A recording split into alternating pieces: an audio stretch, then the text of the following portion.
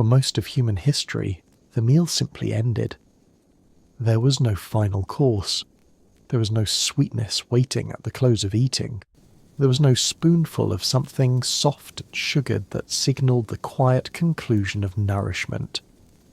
The meal ended because the food was gone, or because the light had faded, or because the body had taken in what it needed and there was nothing more to reach for. And that raises a quiet question, not a dramatic one, not a question that demands urgency or alarm, just a slow, reflective question that opens gently in the mind late at night, when the thinking slows and the breath deepens. Why did sweetness, for so long, mean almost nothing to the human story? How did an entire species live for hundreds of thousands of years without ever anticipating the end of a meal with pleasure? And what does it mean that we now close almost every eating experience with something sweet, something unnecessary, something that exists entirely for delight and for no other reason? To begin to understand this, we have to go back, not a few centuries, not 1,000 years. We have to go back to a time before agriculture, before settlements, before the idea of a meal as a structured event had even begun to form. We have to go back to the long, quiet centuries when we as human beings were wanderers, when they moved across open landscapes and ate what the land offered them as they moved through it. This is not a romantic image, though it sometimes becomes one in the retelling. It was simply life. It was the only life that existed for the vast majority of human time on this earth. The species we belong to, Homo sapiens, has existed for approximately 300,000 years. That is a number worth sitting with for a moment. 300,000 years of human presence on this planet, and for at least 290,000 of those years, the concept of dessert did not exist, not in any form. Not as a practice, not as a tradition, not even as a fleeting idea.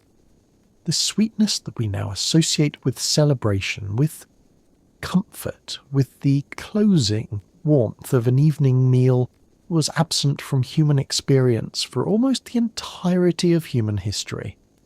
The sugar bowl on the kitchen table, the ice cream in the freezer, the chocolate sitting in the cupboard waiting for the quiet hour after dinner. These are inventions so new that from the perspective of evolutionary time, they arrived only moments ago. If we look deeper into what early humans actually ate, we begin to understand why sweetness was rare and why, when it did appear, it arrived not as a course at the end of a meal but as an event in itself, a small and unrepeatable encounter with the natural world. Hunter-gatherers moved through landscapes that contained sweetness in very limited and seasonal forms. Wild fruit, when it could be found, offered a brief and unpredictable sweetness. Honey, when a hive could be located and accessed, was among the most intensely sweet substances any early human will ever taste. Certain roots and tubers contained mild sweetness. Some berries were sweet for a few weeks in summer before they vanished. But none of these things were reliably available, none of them could be stored, and none of them represented anything like a dessert in the way we understand the word today. They were simply foods. They were eaten when found. They were not anticipated as a reward for finishing something else first. From an evolutionary perspective, the human relationship with sweetness was shaped by scarcity. Sweetness in nature almost always signals the presence of carbohydrates, of energy, of calories that the body can use. A ripe fruit is sweet because its sugars are ready to be metabolized. Honey is intensely sweet because it is almost entirely composed of simple sugars, a concentrated energy source unlike almost anything else in the natural world. The human brain, which evolved over millions of years in environments where calories were never guaranteed, learn to respond to sweetness with a powerful sense of reward.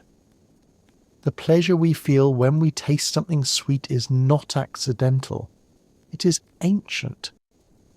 It is a message from a very old part of the nervous system that says, this is good, this is rare, eat this now, remember where you found it, seek it again. But that ancient reward system was calibrated for a world where sweetness was genuinely rare. It was calibrated for a world where a person might go weeks without tasting anything significantly sweet at all, and then stumble upon a wild fig tree heavy with ripe fruit, and feel a rush of pleasure so intense that it would be worth remembering for years. The sweetness tasted in those moments was not a dessert. It was not a course. It was an event in the landscape, a gift from the environment, something that arrived without warning and was consumed without ceremony. There was no meal that preceded it. There was no plate that it was served upon. There was only the moment, the taste, the nourishment, and then the continuation of the day. In early human environments, the very idea of sequencing food, of eating certain things before other things, of saving something pleasant for the end, would have made very little sense at all. Food was not reliably available enough to be sequenced. When a group of hunter-gatherers made a successful hunt, they ate. When they found fruit, they ate it. And so when they dug roots from the ground, they consumed them. There was no kitchen. There was no table. There was no before and after structure that a dessert requires in order to exist. Dessert as a concept requires abundance. It requires the certainty that savoury food will reliably precede it. It requires enough consistency in the food supply that a person can afford to save something pleasurable for last. None of these conditions existed for almost the entirety of human history. This raises an important question about how we understand pleasure in the context of food. We tend to think of the pleasure of eating as a fairly simple thing. Certain foods taste good, and we eat them because they taste good. But the history of human eating tells a more complicated story. For most of human history, pleasure in food was almost entirely bound up with relief. The pleasure of eating was, in large part, the pleasure of no longer being hungry. It was the pleasure of having found enough, of having secured the calories needed to continue moving, to continue surviving, to continue existing for another day. The pleasure of sweetness, when it occurred, was amplified enormously by the context of scarcity in which it appeared. A person who had walked for 2 days on minimal food and then found a patch of wild berries was not simply tasting berries. They were tasting abundance. They were tasting safety. They were tasting the particular joy of a body that it might not find enough and then found more than it expected. We have in the modern world almost entirely separated eating pleasure from the context of scarcity that shaped it. We eat from abundance. We eat in environments where the supply of food is so reliable that we have the luxury of being selective, of being bored by certain foods, of waiting for the thing we want most, rather than simply eating what is available. And within that context of abundance, we have constructed the idea of dessert. We have taken the ancient reward signal that the brain associates with sweetness, and we have given it a fixed position at the end of the meal. We've institutionalized the pleasure of sweetness. We've made it expected. And in doing so, we've done something that would have been completely incomprehensible to the vast majority of human beings who ever lived. To understand how this happened, we need to move forward in time slowly through the long centuries of human history, watching the relationship between human beings and sweetness shift almost imperceptibly at first, and then with gathering speed. The shift begins not with dessert as we know it, but with agriculture. The development of farming, which began in certain parts of the world approximately 10,000 years ago, was the first significant change in the human relationship with food. For the first time in human history, food became something that could be stored. Grain could be harvested and kept. The wild randomness of the hunter-gatherer diet began to give way, very slowly and in specific places, to something more predictable, more controlled, more structured. And with that structure came the earliest faint beginnings of the idea that a meal could have a shape. It is worth noting that the earliest agricultural societies did not have dessert either. Their relationship with sweetness was still constrained by what was available. Grain, the foundation of most early agricultural diets, is not sweet in any significant way. Early farmers ate bread, porridge, legumes, vegetables, and whatever animal products they could access. The meal was utilitarian. It was fuel. This was the daily replenishment of energy needed for the physical labour of farming, which was, by all archaeological evidence, enormously demanding. A Neolithic farmer in the ancient Near East was not a person with leisure time to think about what to eat after the main course.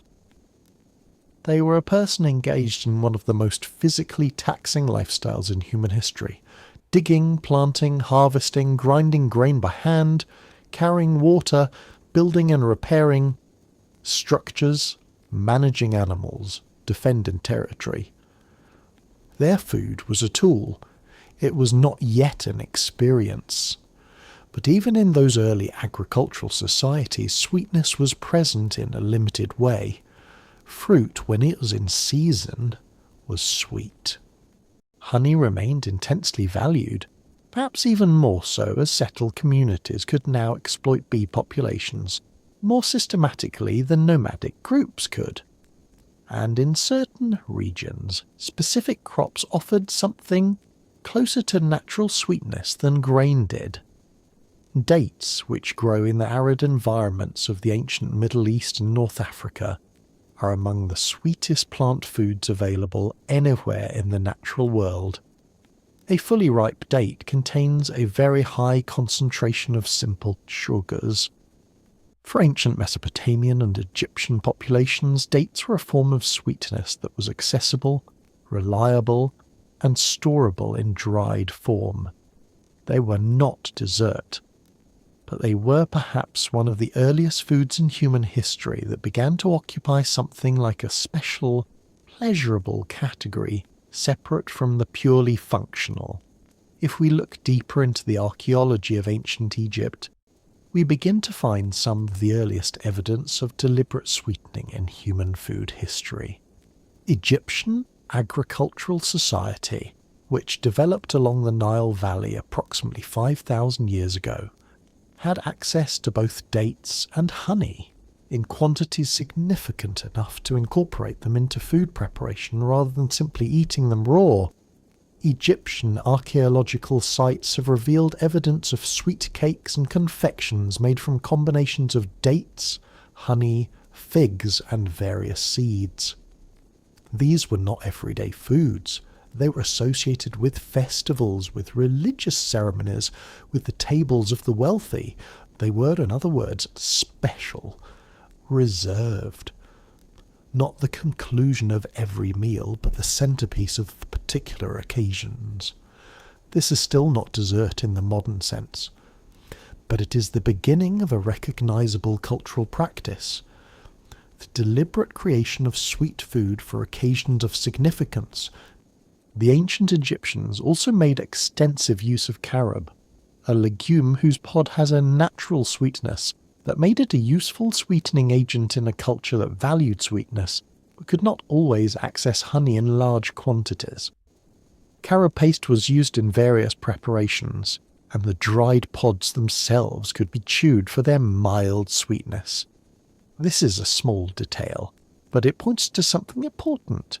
Even in the earliest complex agricultural societies, human beings were actively seeking ways to introduce sweetness into their food, beyond what was immediately available in raw ingredients. The desire for sweetness was clearly present. The creative drive to satisfy that desire was also present. What was still absent was the infrastructure, the availability of sweeteners in sufficient quantities to turn that desire into a daily ritual at the end of every meal.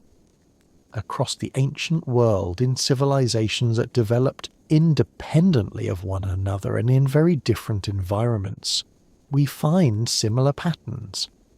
In ancient China, where agricultural civilization developed along the Yellow River Valley, the sweeteners available were primarily honey, certain fruits, and a preparation made from maltose, a sugar derived from fermented grain. Chinese Bronze Age cooking, as far as it can be reconstructed from archaeological and textual evidence, included preparations that incorporated these sweeteners, but again, primarily in the context of ceremonial foods, offerings to ancestors, or the tables of the aristocratic class. Sweetness was hierarchical. It was expensive. It was rare. It was not the final note of an ordinary person's ordinary meal. It was, if it appeared at all in everyday life, a small and seasonal pleasure, a piece of fruit at the height of summer, a taste of honey at a festival. In ancient Greece and Rome, the picture begins to come somewhat into focus as something more recognizable, though still very different from what we now mean by dessert.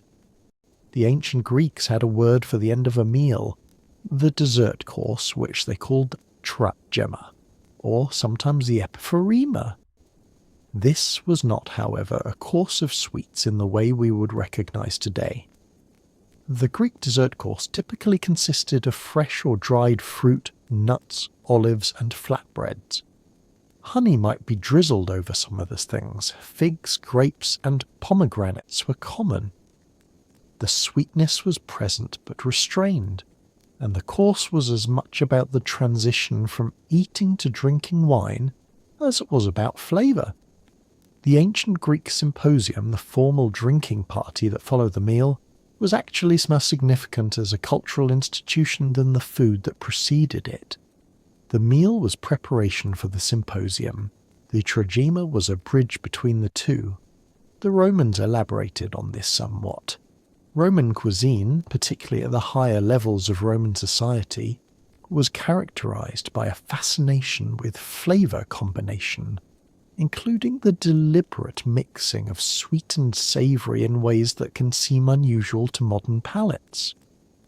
A Roman writer of the 1st century of the Common Era, in a cookbook attributed to a person named Apicius, describes numerous preparations in which honey, dried fruit, and sweet wine were combined with meat, fish, and vegetables. The Roman conception of sweetness in food was not segregated to the end of the meal in the way we now experience it. Sweetness was woven through the entire eating experience.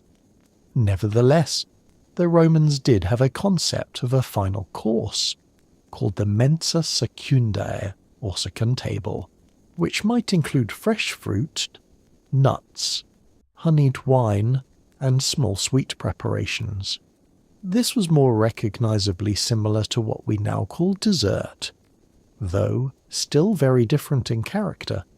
What is striking about both the Greek and Roman approaches to sweetness is how dependent they were on honey. Honey was the primary sweetener of the ancient Mediterranean world, as it is in virtually every ancient civilization. Before the widespread cultivation and processing of sugarcane, there was simply nothing else available in concentrated sweet form at any significant scale. Honey was sweet in the way that almost nothing else in the ancient world was sweet. It was also expensive, in the sense that producing it required keeping bees, which was a specialized skill, and harvesting it required time and effort. In most of the ancient world, most of the time, most people had no reliable access to honey at all. Their experience of sweetness was confined to seasonal fruit and the occasional wild or cultivated berry. Their meals ended not with sweetness, but with whatever remained on the table or in the pot, and then with sleep. This is the reality that is easy to forget when we think about ancient history. We tend to remember the exceptional, the elaborate Roman banquet described in literature, the honeyed preparations of Egyptian priests, the ceremonial sweetmeats of Chinese aristocrats. We remember these things because they were recorded, and they were recorded because they were extraordinary. The ordinary meal, the meal eaten by the vast majority of human beings in the ancient world, the farmer in his field, the labourer in the city, the shepherd on the hillside, that meal was not extraordinary. It was porridge and bread and whatever legumes and vegetables were available. It ended when the food was consumed. There was no sweetness at the end. There was simply the end. The story of how sweetness moved from the exceptional to the ordinary, from the table of the wealthy to the routine conclusion of the everyday meal, is inseparable from the story of sugar. And the story of sugar is one of the most transformative stories in the history of human civilization, though it is not always told that way. It tends to be told as a history of trade, of empire, of the spice routes that connected Asia to Europe. But underneath all of that, it is a story about a plant and human desire, and the extraordinary lengths to which human civilization was willing to go in order to bring that plant's sweetness to wider and wider populations. Sugarcane is a grass.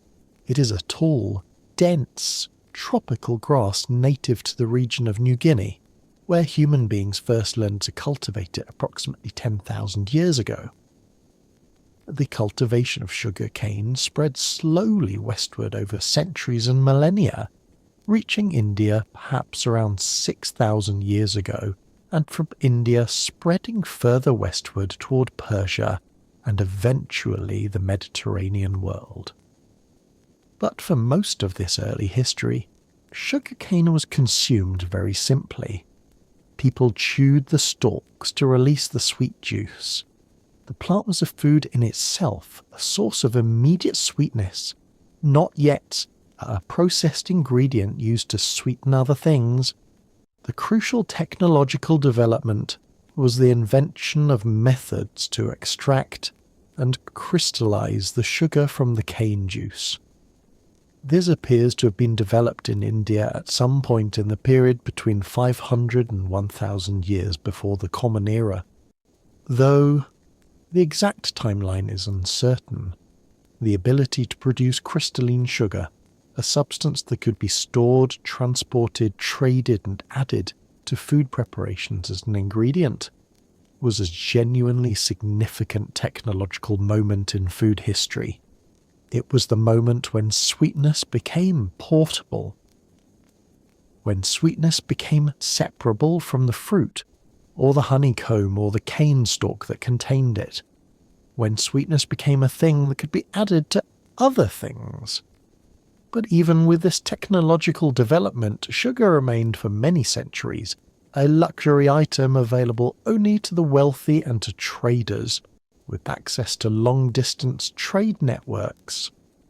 When sugar first reached the Mediterranean world, in the period around the beginning of the Common Era, it was treated as a rare and medicinal substance rather than a food ingredient.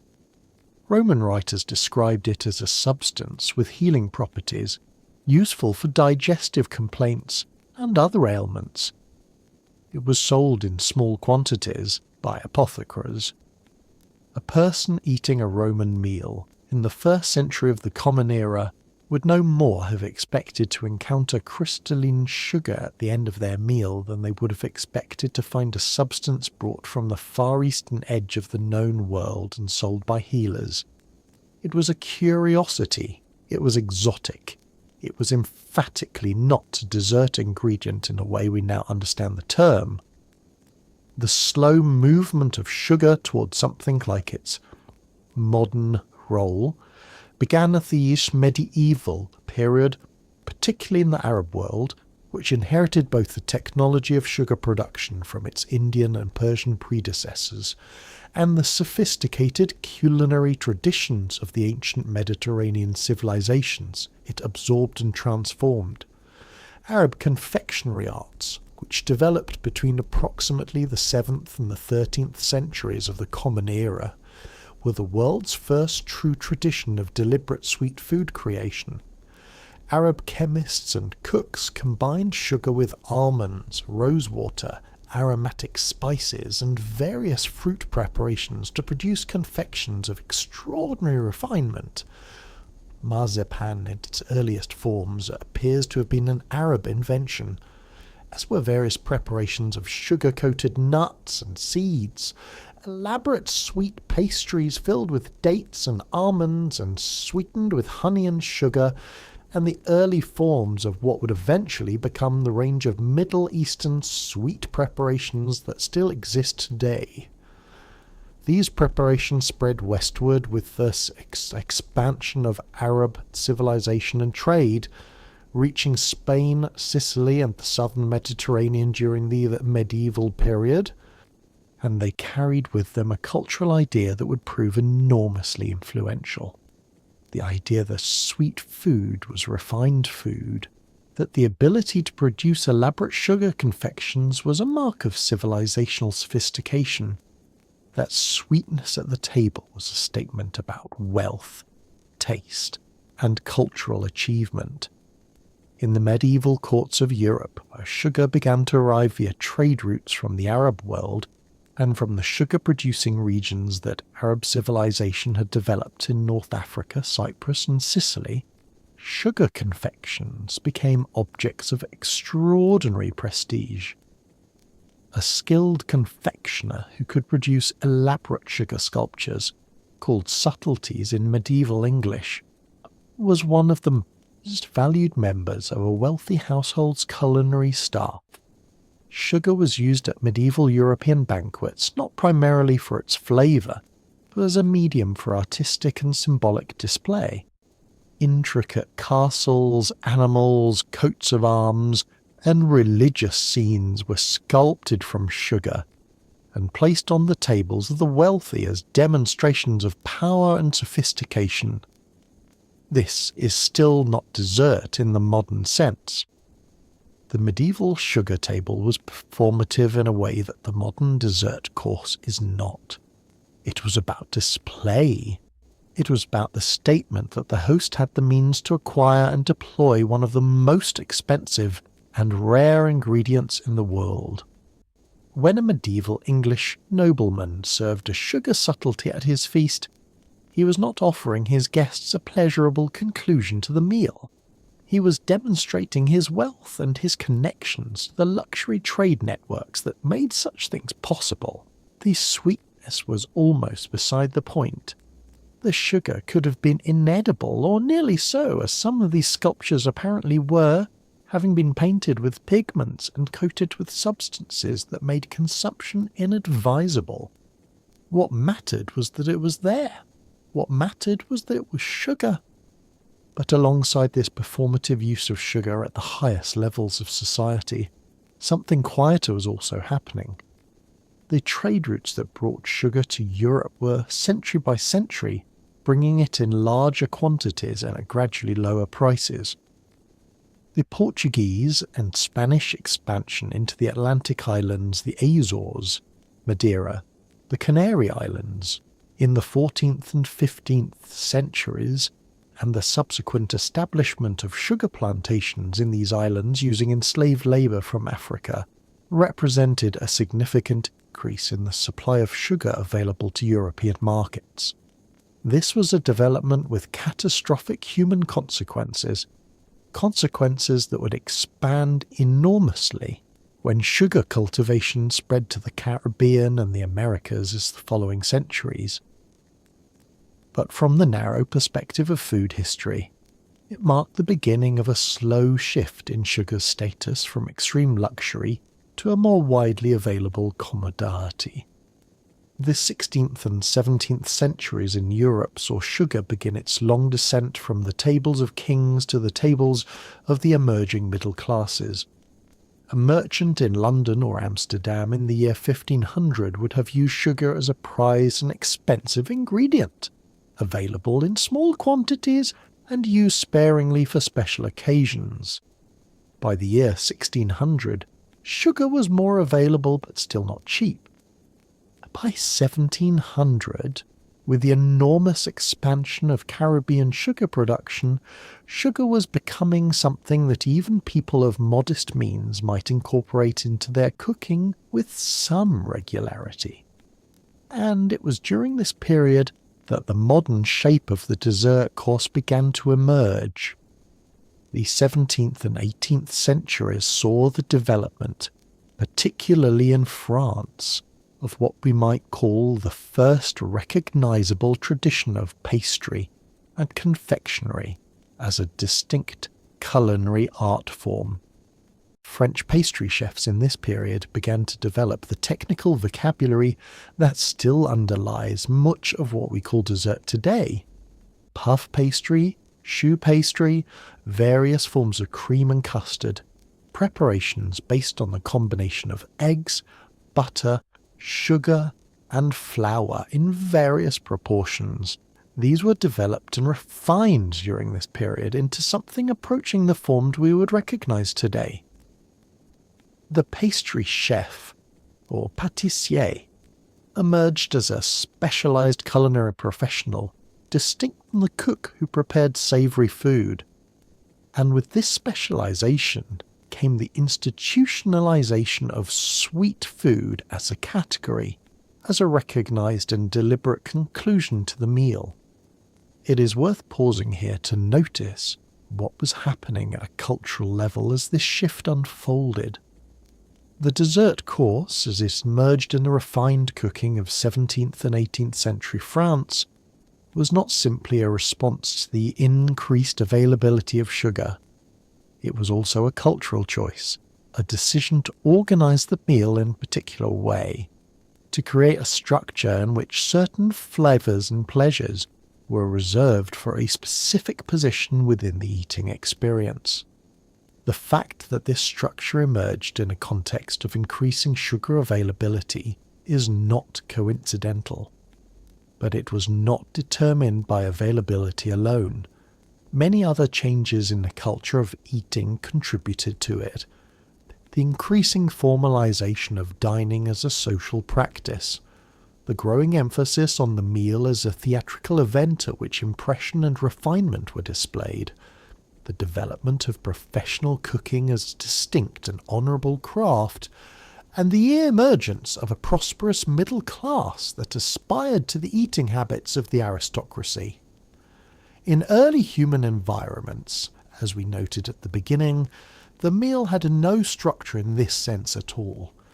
It was simply eating.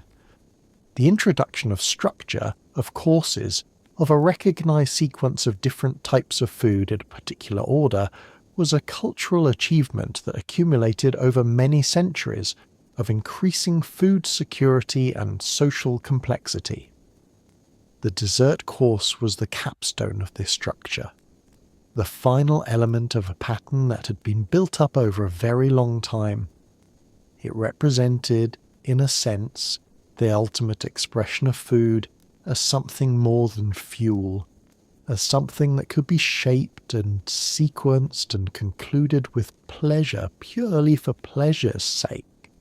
But this understanding was available only to a small portion of humanity for most of the period in which it was developing. In the 17th and 18th centuries, when the dessert course was being formalized in the grand kitchens of French aristocratic households, the vast majority of human beings in the world were still eating in ways that would have been recognizable to their distant ancestors. A peasant farmer in rural France in the year 1650 did not eat dessert. They ate bread. They ate soup made from whatever vegetables their garden produced. They'd eaten salt pork if they were relatively prosperous, or some eggs from the chickens they kept. Their meal ended when the food in the pot was gone. Sweetness, if it appeared at all in their diet, arrived in summer with the fruit from their garden or from the trees along the road, and even then it was a supplementary pleasure, not a course, not a structure, not a named thing that followed the named thing before it. The gap between the dessert habits of the wealthy and the eating habits of ordinary people remained enormous until very recently in historical terms. The 19th century brought several changes that began to narrow this gap, though they did so in ways that created enormous new problems even as they addressed old ones. Industrial sugar production, expanding enormously through the 19th century with the development of sugar beet cultivation in Europe and the intensification of cane sugar production in the Americas, drove the price of sugar down to levels that made it affordable to virtually all social classes in the industrialized world. By the middle of the 19th century, sugar was no longer a luxury ingredient in Britain or France or the United States. It was a staple. It was present in working-class kitchens. It was added to tea, to porridge, to bread, and it was being incorporated into a range of manufactured sweet foods that were beginning to appear in shops and markets.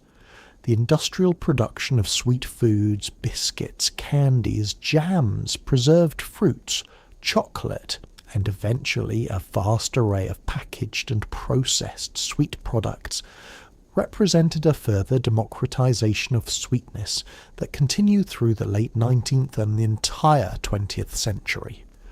By the mid-20th century, in the industrialized world, sweetness had become so affordable and so available that its original quality of rarity, the very quality that had made it so pleasurable and so significant to the human brain, had been almost entirely dissolved.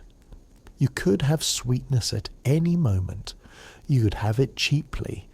You could have it in quantities that would have been literally unimaginable to any human being who had lived before approximately the 18th century. And you could have it at the end of every meal, as a matter of course, as an expected conclusion, as a ritual so familiar and so routine that it required no thought and no ceremony at all. This is a remarkable thing to sit with quietly for a moment. The human brain's response to sweetness was shaped over millions of years in an environment where sweetness was rare, where its presence meant the availability of precious energy, where the pleasure of tasting something sweet was calibrated to reward a behavior. Finding and eating sweet food, that was genuinely valuable for survival. And within the last 2 or 3 centuries, an evolutionary eye blink, that calibration has been placed in an environment so radically different from the one that created it that the original signal has become almost entirely disconnected from its original meaning. We taste sweetness, not at the end of a long hungry day, when piece of fruit provides precious calories that might make the difference between surviving and not surviving.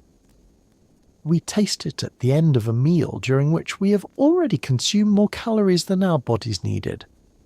We taste it not because we are hungry, but because we expect it, because we have learned to expect it, because the structure of the meal, a structure invented by human culture in a particular historical moment and shaped by the economic and technological forces of the last few centuries, has placed it there and told us to anticipate it. From an evolutionary perspective, this is a peculiar situation. The brain's reward system for sweetness has not changed in any significant way. It still responds to sugar with the ancient signals of pleasure and satisfaction that evolved during an environment of scarcity, but now receives those signals not in a context of scarcity, but in a context of surplus. And the result, as nutritional research and public health data make abundantly clear, has been a systematic mismatch between what the body was designed to handle and what modern food environments are asking it to handle. The pleasure of sweetness, which served as an accurate and useful guide to valuable food sources for hundreds of thousands of years, has become, in the context of industrial food abundance, a guide to something the body was never designed to consume in such quantities, so reliably, so inexpensively, and so continuously. But we're not here to trace the epidemiology of sugar consumption. We're here to explore something quieter and more fundamental.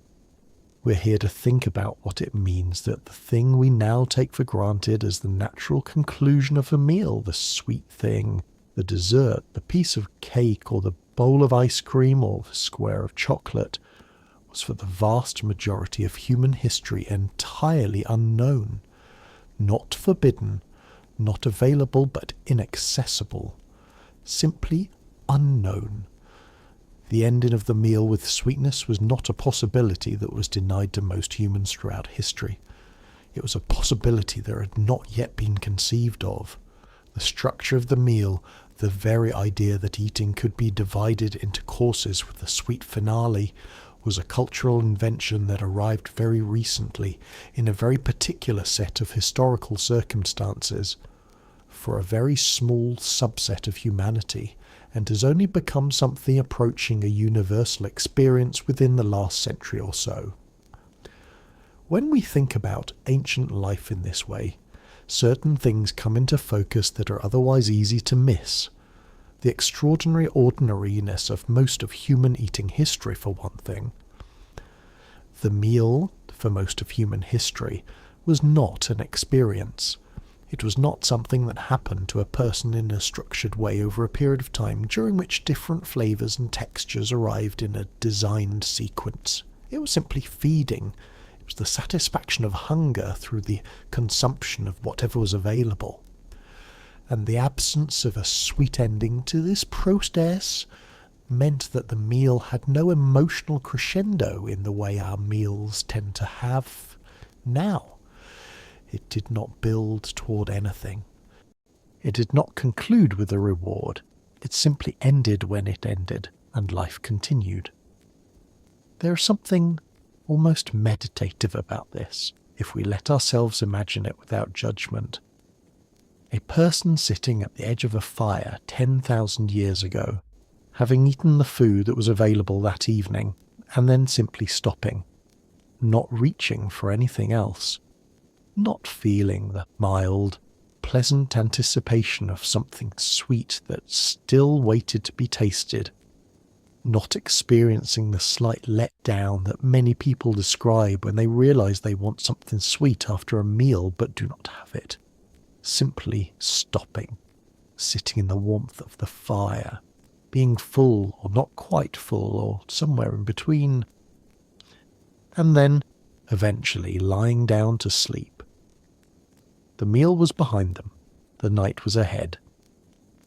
There was nothing between those two things except the quiet of a world that did not yet know what sugar was. The ancient relationship between humans and the foods they ate was shaped by something that we have largely lost, which is the element of surprise. For a hunter-gatherer, the question of what they would eat on any given day was genuinely open. They did not know in the morning what the day would provide. They might hunt and find nothing. They might forage and find only roots and tubers that barely took the edge off hunger. Or they might stumble upon a wild fruit tree heavy with ripe figs, or locate a beehive in the hollow of an old tree, or find a stretch of water thick with fish. Each day was an unpredictable negotiation with the landscape, and within that unpredictability, the occasional encounter with sweetness had a quality that no planned dessert course can replicate, because no planned dessert course carries the meaning of unexpected abundance in a context of genuine scarcity. This is something that the archaeologist and anthropologist Richard Wrangham has explored in his work on human evolution and diet.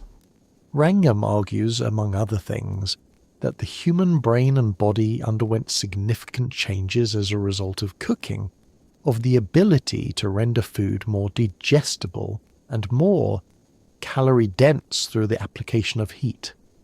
But implicit in his work, and explicit in the work of many other researchers in related fields, is the recognition that the human relationship with specific flavors and specific food qualities, including sweetness, was shaped by environments in which those qualities were reliably associated with particular nutritional payoffs. Sweet things in the ancient world were almost always genuinely high in useful calories. The brain's pleasure response to sweetness was a signal that tracked real value. It was accurate, in other words, in a way that it often is not in the modern food environment. The anthropologist Richard Lee spent time in the 1960s living with and studying the Kungsan people of the Kalahari Desert, one of the groups that has most consistently been studied as a window into hunter-gatherer life. Lee's meticulous documentation of Kung diet and daily life offers one of the most detailed available pictures of what food actually meant in a contemporary foraging society, one that had not yet transitioned to agriculture or settled life. What Lee found was a diet that was remarkably diverse, composed of dozens of plant foods, supplemented by hunted animal protein, and organized around patterns of availability that changed significantly with the seasons. Sweet foods in the Kung diet were primarily wild fruits and the honey that the Titkung obtained with considerable skill and effort from wild bee colonies. When honey was available, it was highly prized and consumed with obvious pleasure. When sweet fruits were in season, they were eaten readily. But these were not the daily experience. They were events, episodes within a broader pattern of eating that was primarily composed of foods we would describe as neutral or savoury in flavour. Perhaps most relevant to our exploration is Lee's observation about how the Gekung experienced the end of eating. There was no concept of a final sweet course. Meals were not structured in a way that included any anticipatory component, any building toward a pleasurable conclusion. People ate what was available until it was gone or until they were satisfied, and then they stopped. The idea that eating should conclude with something sweet would have been, in the world Lee observed and documented, a kind of category confusion, a question that did not quite make sense in the framework through which food was understood and experienced. Sweetness was wonderful when it appeared. It was not something that was expected to appear, and it was certainly not something that was expected to appear at the end of other eating. Moving from the specific to the broader picture, we can see that this pattern, the pattern of sweetness as occasional gift rather than structured conclusion, has been the overwhelmingly dominant human food experience for essentially all of human history. The 10,000 years of agricultural civilization represent roughly 3.5% of the total span of human existence. The era of refined sugar as a widely available commodity represents perhaps 2 or 3 centuries out of 300,000 years. The era of industrially produced sweet foods available to virtually all economic classes in the industrialized world represents perhaps 1.5 centuries. And the global availability of dessert as a routine conclusion to ordinary meals, extending beyond the wealthy industrialized world to something approaching a global practice, represents perhaps a few decades at most. By any measure of human time, dessert is brand new. It is so new that from the perspective of the biology that underlies our experience of it, it might as well have appeared yesterday. There is a branch of modern research that explores what happens to the brain reward system when a stimulus that will be calibrated for scarcity is placed in an environment of abundance. The basic finding is consistent across many studies. The brain does not simply recalibrate. It continues to respond to the stimulus with the ancient reward signal. But in the context of abundance, that signal no longer accurately represents the availability or the value of what it is responding to. The pleasure response remains, but the information content of the pleasure response has been distorted. In the ancient environment, the pleasure of sweetness said, "This is rare. This is valuable. Eat this. Remember this." In the modern food environment, that same pleasure response says the same thing, but it is no longer true. Sweetness is not rare. It is not scarce. The ancient message has been placed in a context that has made it systematically misleading. This is not a moral argument. It is not a suggestion that eating dessert is wrong, or that the pleasure of sweetness is somehow fraudulent. It is simply a new observation about the mismatch between the time scale on which human biology operates and the time scale on which human culture and technology operate. Our bodies are still, in their fundamental configuration, the bodies of people who spent most of their lives hungry, or at the edge of hunger, people for whom a taste of sweetness was a genuine and meaningful event, people who needed the powerful pleasure response to sweetness in order to motivate the behavior of seeking out and consuming calorie-rich foods that were hard to find and transient in their availability.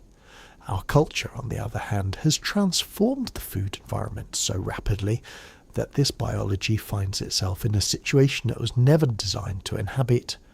Not through any malice, not through any failure of understanding, simply through the relentless working of human ingenuity and economic energy, which have always found ways to make more of whatever was most wanted, and sweetness has been among the most wanted things in human food history for a very long time.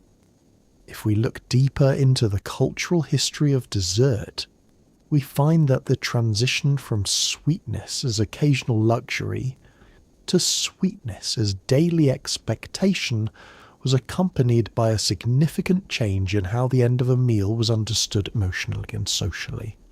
Before dessert became a routine conclusion to the meal, the end of eating was simply the end of a necessary activity. After dessert became established as a course, the end of eating became the best part of eating, the part that was looked forward to, the reward for having eaten the rest of the meal. This is a subtle but significant shift in the emotional architecture of the eating experience. It transformed the meal from a purely nutritive activity with perhaps some social dimensions into something more like a narrative, a story with a beginning, a middle, and a pleasurable ending. The implication of this shift is worth considering carefully. When the end of meal is consistently associated with the greatest pleasure in the meal, the preceding components of the meal, the protein, the vegetables, the carbohydrates, the nutritionally essential parts of the eating experience, are implicitly framed as preparation for that pleasure rather than as pleasures in themselves. This is not universally true, and many people have genuinely complex and highly developed pleasures in the full range of food flavours.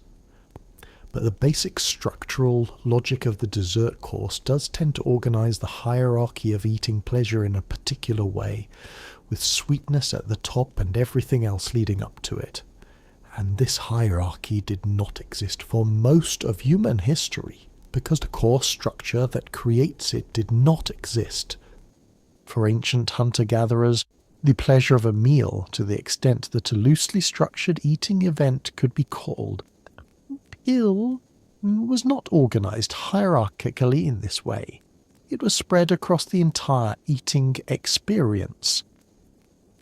The pleasure of meat, of fat, of the particular satisfaction of a properly cooked tuber, of water after a long period without it, of the warmth of food after a cold night. These pleasures were not positioned as inferior to a non-existent sweet finale. They were the pleasures of eating in themselves without a comparative structure that ranked them against one another.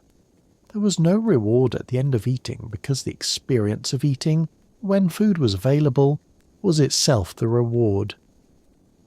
This raises a subtle and interesting point about gratitude and appreciation that emerges from thinking about the long history of human food experience.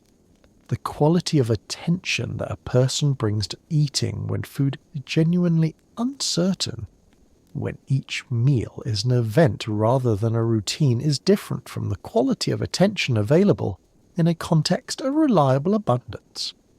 Not better, necessarily, and not something to be romanticized. Hunger is not pleasurable, and food insecurity is not a spiritual practice. But the relationship between scarcity and appreciation is real and has been documented in many contexts. When something is rare, when it cannot be taken for granted, when its presence is not certain, the experience of having it tends to carry a richness and a vividness that routine availability can diminish. Ancient sweetness, the sweetness of a piece of ripe fruit found at the right moment, the sweetness of honey extracted from a wild hive with considerable effort and some discomfort, the sweetness of fermented grain, or the concentrated juice of a crushed fig. This sweetness was experienced against a background of its absence. It arrived, when it arrived, as a contrast to the long, ordinary experience of food that was functional but not particularly pleasurable in the way sweetness is pleasurable. And that contrast was part of what made it so vivid, though remembered, so worth seeking again. The human love of sweetness is ancient and real and biological, but the quality of the experience of sweetness was shaped for almost all of human history by the context of its rarity. There is an interesting parallel here with the history of music and entertainment in pre-modern societies. Before recorded music, before the ability to reproduce sound at will, music was also a rare and contextual experience. It arrived at festivals, at ceremonies, at particular moments of communal gathering. It was not available constantly. And there is good reason to believe that this rarity was part of what gave it such enormous emotional power, why music played such a central role in religious ritual, in social bonding, in the marking of important life events. Music that could be reproduced at any moment, that was available constantly as background to every activity, would have had a different quality of significance, even if it were technically identical in every other way.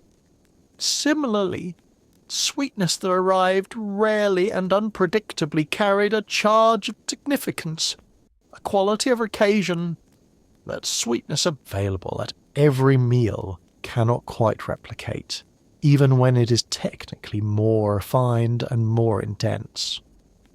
We're not suggesting that the world was better when dessert did not exist. It was not.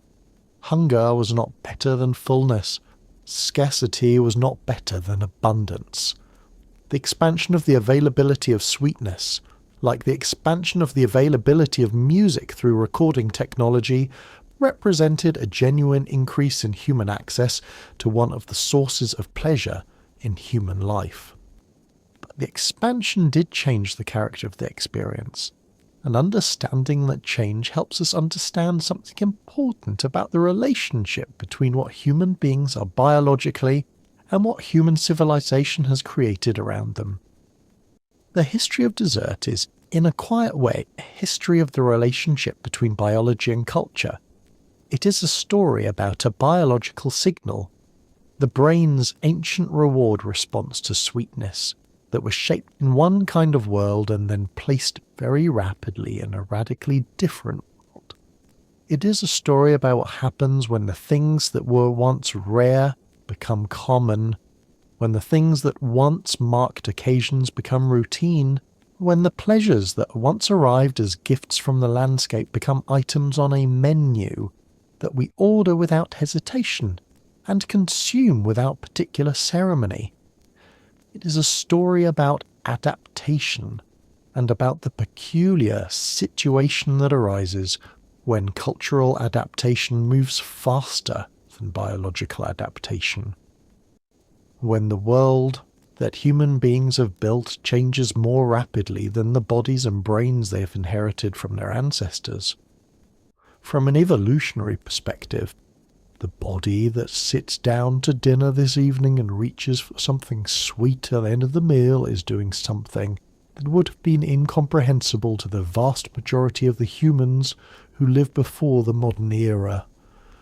Not wrong and not harmful in the abstract, but incomprehensible in the sense that the conditions that make it possible, the reliable supply of refined sugar, the infrastructure of pastry making and confectionery, the cultural expectation that the meal should end this way, none of these things existed for almost all of human time. The body doing the reaching is a body built for a different world. It reaches for sweetness because it is biological, because it was built by millions of years of evolution to find sweetness valuable. But the sweetness it reaches for, and the moment in which it reaches for it, are entirely cultural, entirely recent, entirely unlike anything that the body that reaches for them was originally designed to encounter. There is something worth resting within this thought. Not something troubling or alarming, just something interesting. Something that shifts the perspective slightly, that moves the focus back far enough in time that the everyday becomes visible as the extraordinary, historically speaking thing that it is. The bowl of ice cream after dinner, the slice of cake at the end of a birthday meal, a piece of chocolate broken off after the dishes have been cleared, these things that feel so normal, so expected, so much a part of the ordinary texture of daily life, are actually among the newest things in human experience. They are newer than the printing press, newer than the telescope, newer, for most of humanity, than almost any technology or cultural practice we tend to think of as recent. As a routine daily experience for ordinary people, dessert has existed for perhaps 150 years, out of 300,000 years of human presence on this planet. The philosopher of food and culture, Paul Friedman, has written about how the history of food is often underestimated as a window into the deeper history of human experience, that we tend to see food as a mundane and utilitarian concern beneath the dignity of serious historical inquiry. But food, and especially the cultural meanings that gather around food, the ideas about what should be eaten, when it should be eaten, in what order, and with what emotional significance. These meanings are among the most intimate records we have of how human beings understood their place in the world, their relationship to pleasure, their attitudes toward the body and its needs. The history of dessert is not a trivial history. It is a history that opens onto questions about scarcity and abundance, and about biology and culture, about the relationship between pleasure and meaning, and about what it means to be a species that evolved in one world and now lives in a world that it has largely constructed for itself. The agricultural revolution, which we mentioned earlier as the first step toward the conditions that made dessert possible, was not only a change in how food was produced, it was also a change in how time was experienced. Hunter-gatherer life was organized around the immediate present. The hunt that was happening now, the food that needed to be found today, the camp that would be made tonight. Agriculture introduced a different relationship with time, a relationship that included planning, anticipation, and deferral. You plant seeds now and harvest months later. You store food for winter. You plan for the following season. This new relationship with time, with the idea that present action could be shaped by future expectation, was a profound cognitive and cultural shift. And it's the same cognitive structure that underlies the dessert course. The idea that present eating can be organized around anticipated future pleasure, that you eat the savory food first because the sweet food is coming later and will be better for the waiting. Hunter-gatherers did not in any systematic way defer pleasure. They could not. The conditions of their life did not permit the reliable deferral of food pleasure, because the food that might provide pleasure tomorrow might not be available tomorrow. The fruit that was ripe today would be gone or spoiled in a few days. The honey that was in the hive today would be consumed today, because there was no safe way to carry it and no certainty of returning. This is not to say that hunter-gatherers had no capacity for planning or anticipation. They clearly did. But the structure of their relationship with food pleasure was necessarily different from the structure that a reliable food supply permits. They could not organize their eating into a sequence that ended with a reward, because the reward could not be reliably counted upon to be there. This deep connection between the dessert course and the experience of reliable food security is, when you think about it, one of the most telling features of the history we have been tracing. Dessert did not become a routine part of human eating until food security became a routine part of human life. And food security at the level of genuine reliability, at the level where a person can sit down to eat their main course with the confident expectation that the sweet course will follow, is extraordinarily new in human experience. For most of human history, and for a significant portion of the world's population even today, the certainty that enough food will be available for a full meal, let alone for a dessert after that meal, is not a certainty at all.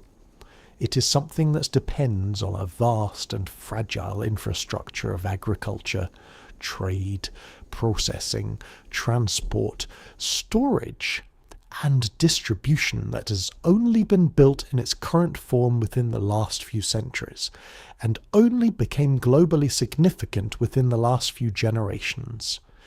To eat dessert, in other words, is to participate in a practice that quietly encodes one of the most significant achievements in human history: the achievement of sufficient food security that pleasure can be consciously and reliably postponed to the end of eating. Every piece of cake after dinner, every scoop of ice cream, every small square of dark chocolate after the meal is cleared, contains within it the accumulated weight of a long history, a history of scarcity overcome, of technology developed, of trade networks established, of political and economic structures that made the reliable supply of food possible. It is easy not to see this. It is easy to see the dessert as simply the dessert, the pleasure as simply the pleasure. But if we slow down the perspective and look at the history beneath the surface, what we find is something much older and much more interesting. The story of a species that spent most of its existence not knowing what dessert was, learning slowly and unevenly what abundance felt like, and then doing what human beings have always done with abundance, finding ways to turn it into pleasure, into art, into the small daily ceremonies that mark a life as something more than mere survival. There's also a deeply social dimension to the history of dessert that is easy to underestimate. The meal, as a social institution, has always been more than a mechanism for delivering nutrition. It has been a space of gathering, of communication, of the negotiation of relationships and hierarchies and bonds of belonging. In ancient hunter-gatherer societies, the sharing of food was among the most important social activities in daily life.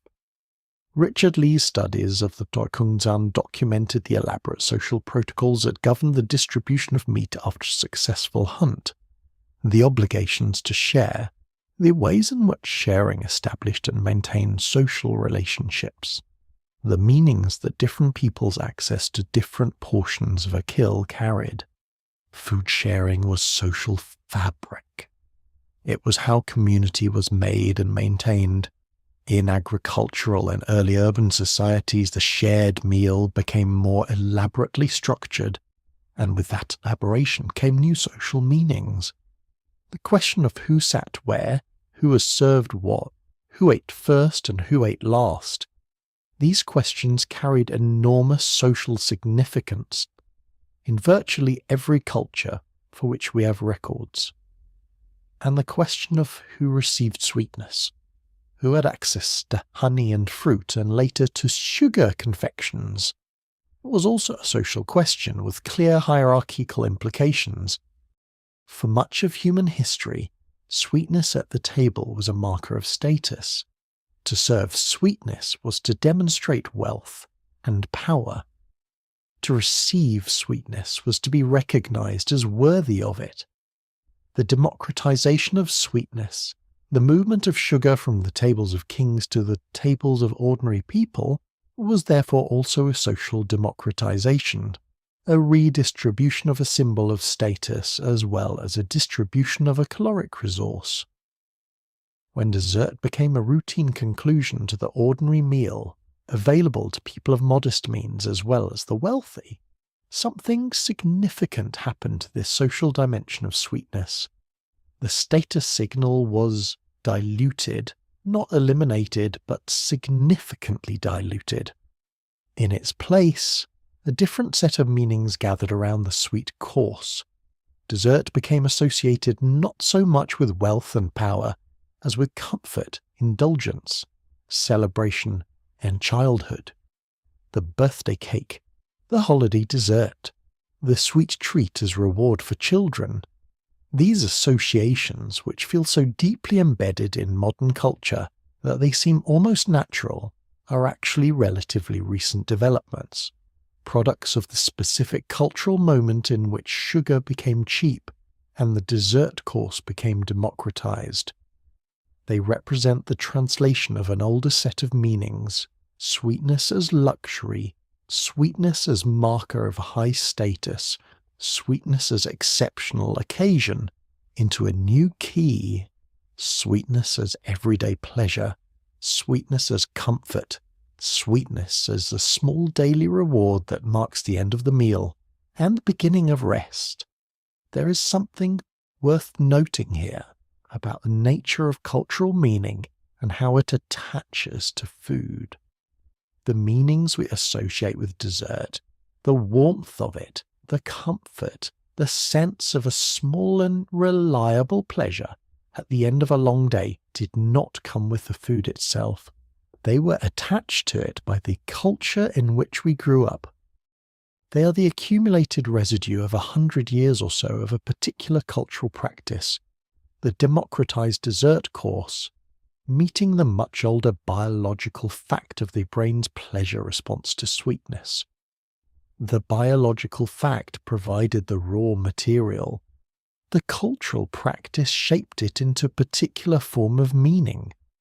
And that form of meaning, once established, became deeply embedded in the texture of daily life, so embedded that it feels ancient, so embedded that the absence of something sweet at the end of a meal can feel like an absence of something important, even though for almost all of human history that absence was simply the normal and expected condition of every meal that every human being ate. As we move toward the end of this exploration, it is worth resting for a moment in the quietness of deep time. Imagine, if you will, the long span of human history laid out not as dates and events, but as a continuous experience of eating. Hundreds of thousands of years of meals that ended without sweetness. Meals eaten in the open, by fires, in shelters of grass and wood, in caves, in the warm interiors of huts made from whatever the landscape provided. Meals that were enough, or not quite enough, or sometimes barely anything. Meals that were shared in the small, intense communities of people who depended on one another for survival. Meals that ended when they ended, without ceremony, without a final pleasurable note, without anything like the small daily sweetness that we now take for granted. And then, at the very end of that long span, in the last thin sliver of human time, the gradual arrival of something new. Sweetness becoming more available, sweetness becoming more affordable, the meal acquiring, slowly and unevenly, a shape that it had never had before. The final course appearing, first in the kitchens of the wealthy, then spreading gradually outward over centuries, until within living memory it arrived on the tables of ordinary people in the industrialized world and began its even more recent spread outward to become something approaching a global practice. All of this happening in evolutionary time, in the blink of an eye, all of this representing a change in human daily experience more rapid than any change in the long, slow story of the species before it. What are we to make of this? There is no single answer, and the question is not demanding one, but one quiet observation seems worth making as we bring this exploration to a close. The speed of cultural and technological change is one of the defining features of the era we inhabit. The world that human beings have built changes rapidly, far more rapidly than the biological structures we carry within us can adapt to. And food is one of the places where this mismatch between biological time and cultural time is most intimately felt, not in a dramatic way, not usually in a way that announces itself with urgency, but in the quiet daily experience of appetite and satisfaction, and the small pleasures and small frustrations that accompany eating in the modern world. The fact that dessert exists, that we reach for something sweet at the end of the meal with such regularity and such ease, is a quiet testament to how much the world has changed in a very short time. It is a testament to human ingenuity in finding ways to make what is rare more available, what is expensive more affordable, what is occasional more routine.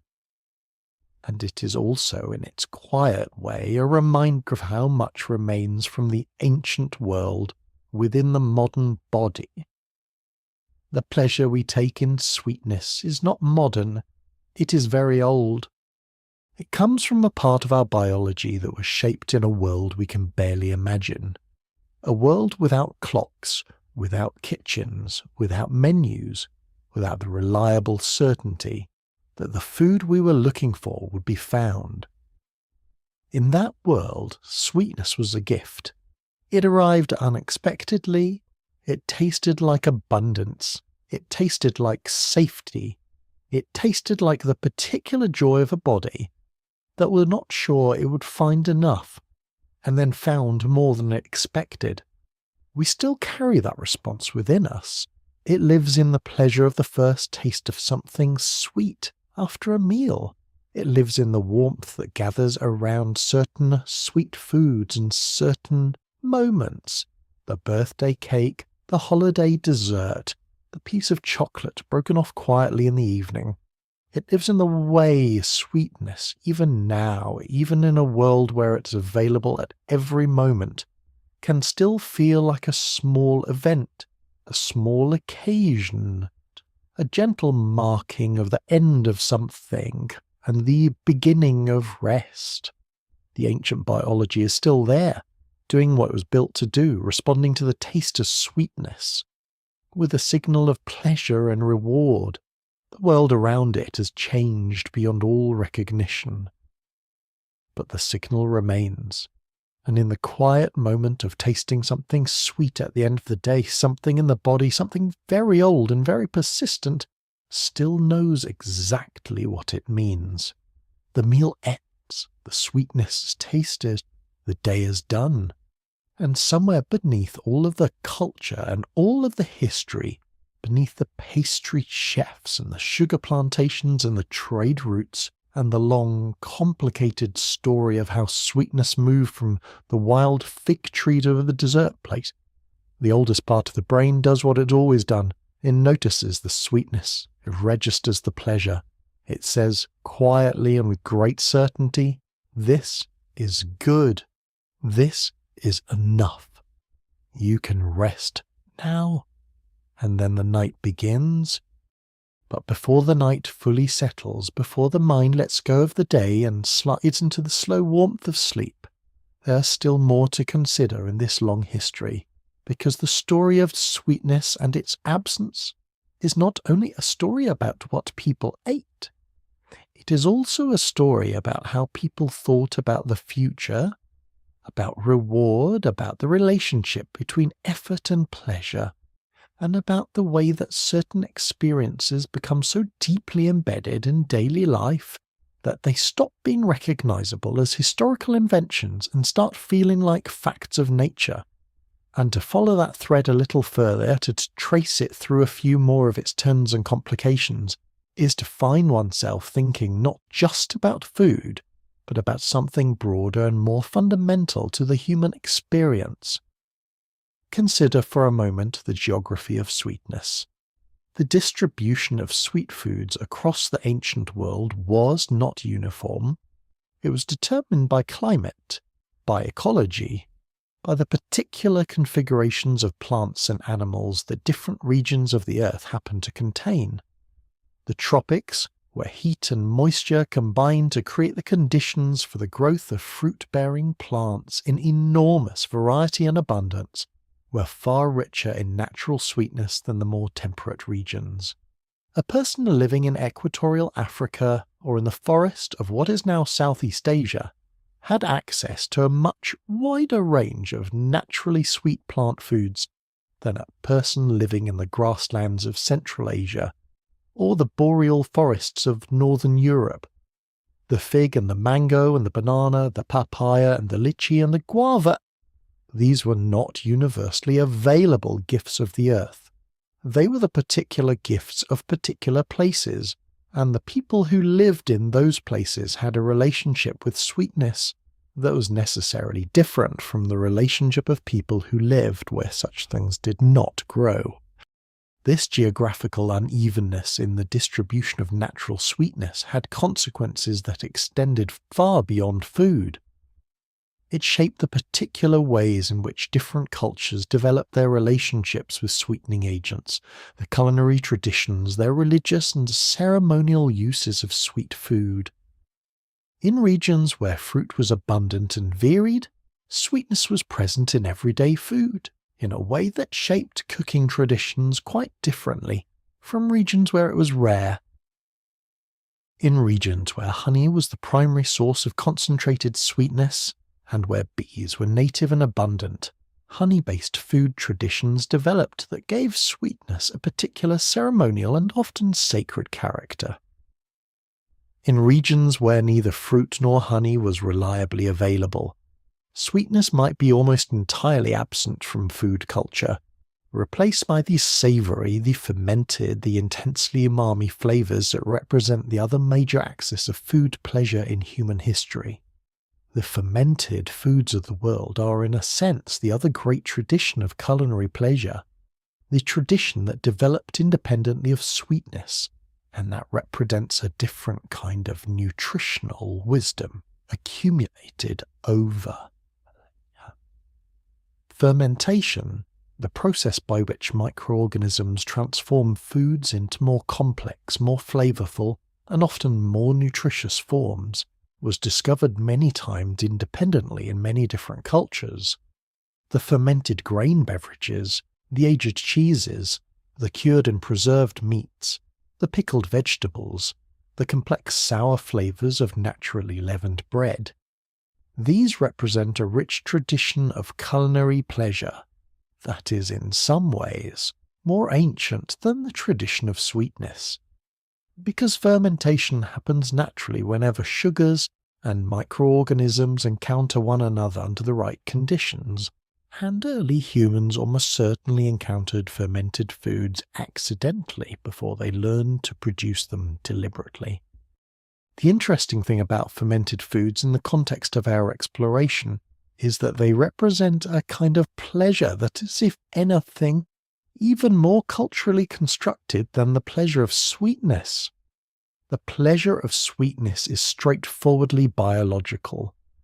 Every human being, regardless of culture, responds to sweetness with pleasure. It is one of the most universal of human taste preferences, because the biological machinery that underlies it was present in our primate ancestors long before the genus Homo appeared.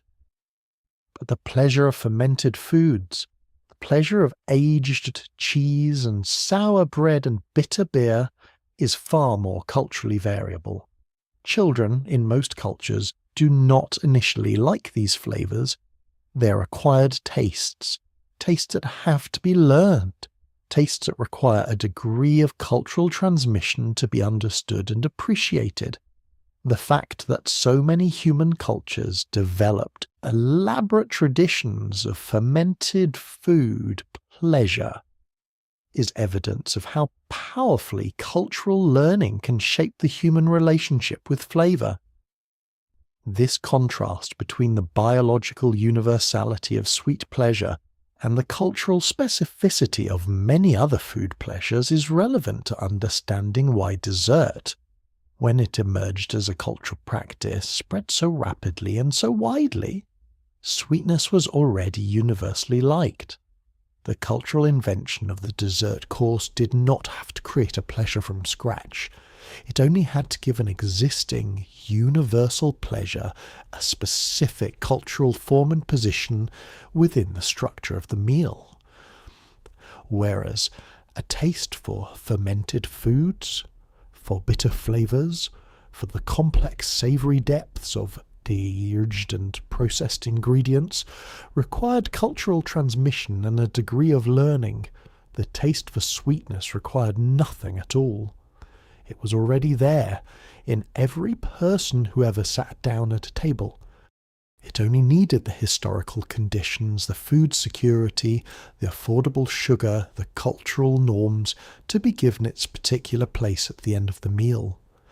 This is one reason why the spread of dessert traditions across different cultures, as those cultures came into contact with one another through trade, colonization, and the general intensification of global exchange over the last 5 centuries, happened with a speed and comprehensiveness that would not have been possible with a taste tradition that required more cultural learning. Sweet dessert traditions, wherever they arrived, found a biological receptivity already waiting for them. They did not have to persuade anyone to like sweetness. They only had to provide sweetness in a form and at a moment that the local food culture had not previously offered it. And because the pleasure was already there, the adoption was rapid. The local confectionery traditions that developed in many cultures as they came into contact with refined sugar show remarkable creativity and diversity, because they were not simply copying an imported tradition, but using an imported ingredient to express existing cultural ideas about pleasure, celebration, and the meaning of sweet food in the context of their own histories and values. The history of chocolate is a particularly instructive case. Cacao, the plant from which chocolate is made, was cultivated and used by Mesoamerican civilizations for at least 3,000 years before European contact. The preparation made from cacao in pre-Columbian Mesoamerica was, however, nothing like the sweet chocolate that is now consumed globally. Mesoamerican cacao preparations were typically bitter, unsweetened drinks prepared from ground cacao beans combined with water, spices, chili, and various other ingredients, and consumed in ceremonial and elite social contexts. The cacao drink of the Aztec Empire was a bitter, complex, and rather challenging beverage, one that required cultural training to appreciate, in the way that a very tannic red wine or a very strong espresso requires cultural training. It was not universally liked. It was an elite, ceremonially charged preparation that carried enormous cultural weight, precisely because it was difficult, expensive, and associated with the highest levels of power and religious life. When cacao reached Europe in the 16th century, the first European encounters with it were often unfavourable. The bitter drink that Mesoamerican cultures had developed did not immediately appeal to European palates accustomed to different flavour profiles. But within a relatively short period, European confectioners and cooks began to experiment with combining cacao with the other luxury ingredient of their time, sugar, and the result of this combination, sweet chocolate, proved to be something that aligned precisely with the biological receptivity to sweetness that every European consumer already possessed. The bitterness of cacao, once balanced and overlaid with the sweetness of sugar, revealed a complex and enormously pleasurable flavour profile that required no cultural training to enjoy. It was sweet. The biology took over. The pleasure was immediate, and the subsequent history of chocolate as one of the most beloved sweet foods in human experience followed with what now seems almost like inevitability. This history illustrates something important about the way that the desire for sweetness has operated throughout the modern era as a kind of engine for culinary innovation and cultural exchange. Wherever refined sugar arrived as an ingredient, local food cultures found ways to combine it with locally available flavours and techniques to produce new forms of sweet pleasure. The result, over 5 centuries of these combinations and experiments, has been an extraordinary global diversity of sweet food traditions, each one expressing the particular history and culture of the place where it developed, but all of them sharing the common foundation of the human brain's ancient and universal pleasure response to sweetness. The mango lassi of South Asia, and the baklava of the Middle East, and the mochi of Japan, and the tres leche cake of Latin America, and the creme brulee of France and the brownies of the United States are all products of this same process. Local culture meeting universal biology, mediated by the availability of sugar. What is remarkable is how recently this diversity of sweet traditions became possible, and how recently it became accessible to most of the people who now enjoy it. A person in Tokyo in the year 1800 did not eat creme brulee. A person in Paris in the year 1800 did not eat mochi.